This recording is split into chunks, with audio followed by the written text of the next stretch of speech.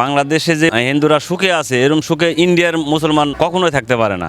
এটা অন্যায়, এই অন্যায়টা আমরা প্রতিবাদ চাই। অন্যায়ের প্রতিবাদ করে আমরা সবাই বাঁচতে চাই।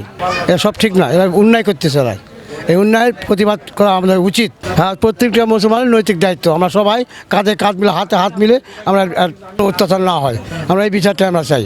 যে আমাদের তারেক জিয়া সরকার আসার পর থেকে মোটামুটি বাংলাদেশের যে একটা অস্থিরতা অনেকটা নির্ভরশীল এবং সুন্দর সৃষ্ট শৃঙ্খলায় আমরা অবদিত, কিন্তু আমাদের পার্শ্ববর্তী দেশ যে ভারত আছে, আমাদের যে মুসলমান, ভারতের মুসলমানের উপর যে অত্যাচার বা জুলুম সৃষ্টি হচ্ছে, এই নিয়ে আমরা অনেক নিন্দা প্রতিবাদ জানাচ্ছি এবং মুসলমানের প্রতি যেন কোনো ভারতীয় মুসলমান ভাইদের প্রতি কোনো জুলুম সৃষ্টি না করে, নির্যাতন না করে, এই বিষয়ে আমি নিন্দা জানাচ্ছি বাংলাদেশের পক্ষ থেকে। আমাদের বাংলাদেশে আমরা হিন্দু মুসলিম সবাই আমরা মিলেমিশে আছি।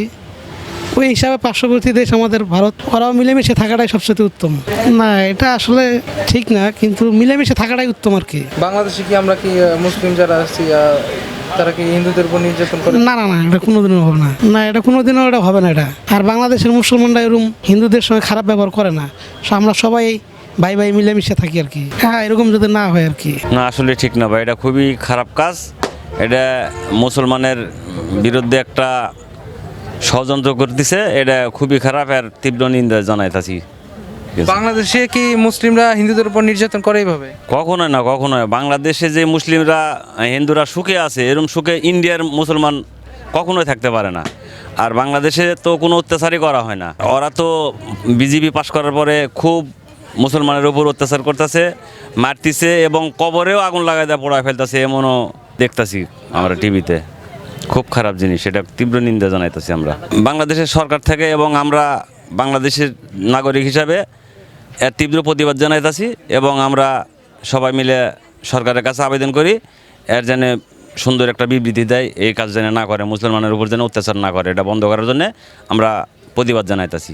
আমেরিকার একটা চক্রান্ত আছে, এই জন্য মুসলমানের উপর সব দিক দিয়ে চাপ দেয়া। এরা কোনো পারমাণবিক অস্ত্র বানাবার দেয় না বা কিছু বানাবার দেয় না, এরা ঠিক বানায় মুসলমানের উপর অত্যাচার করে।